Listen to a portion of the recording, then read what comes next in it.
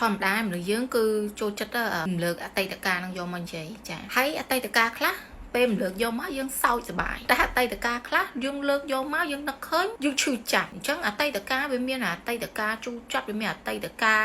ផ្អែមល្ហែមរីករាយអញ្ចឹងណាយើងចង់លើកអតីតកាលលើកមកក៏លើកចោះប៉ុន្តែពេលដែលយើងលើកអតីតកាលហ្នឹងមកយើងត្រូវគិតថា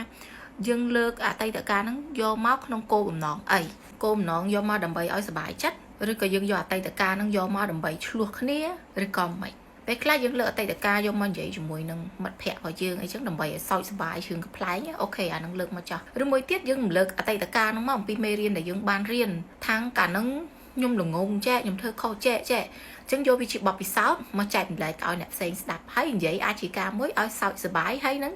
បង្កើតចំណេះដឹងប៉ុន្តែបើសិនជាយើងយកអតីតកាលមកនិយាយដើម្បីបកកចំនួនខ្ញុំគាត់ថាដូចអត់ចាំបាច់ដែលយើងត្រូវយកមកទេពេលខ្លះរឿងវាហួសហើយរឿងហួសហើយយើងនៅលើកយកមកនិយាយយើងត្រូវគិតថាយើងយកអ្វីដែលល្អមកហើយបើរឿងខ្លះអត់ល្អយកមកធ្វើអីទៀតយកមកដើម្បីអីបើបច្ចុប្បន្នយើងកំពុងរស់នៅក្នុងជីវិតថ្មីហើយថ្ងៃថ្មីហើយយើងសប្បាយចិត្តហើយអារឿងហួសហើយយើងយកវាមកនិយាយយើងយកវាមកនិយាយបន្តទៀតគោលបំណងយើងចង់បានអីយើងត្រូវសួរខ្លួនយើងចំណុចហ្នឹងមុននឹងយើងនិយាយអីមួយកុំធ្វើតាមអារម្មណ៍បើយើងចេះតែធ្វើតាមអារម្មណ៍របស់យើងផ្លាញអាពេលបច្ចុប្បន្នយើងចោល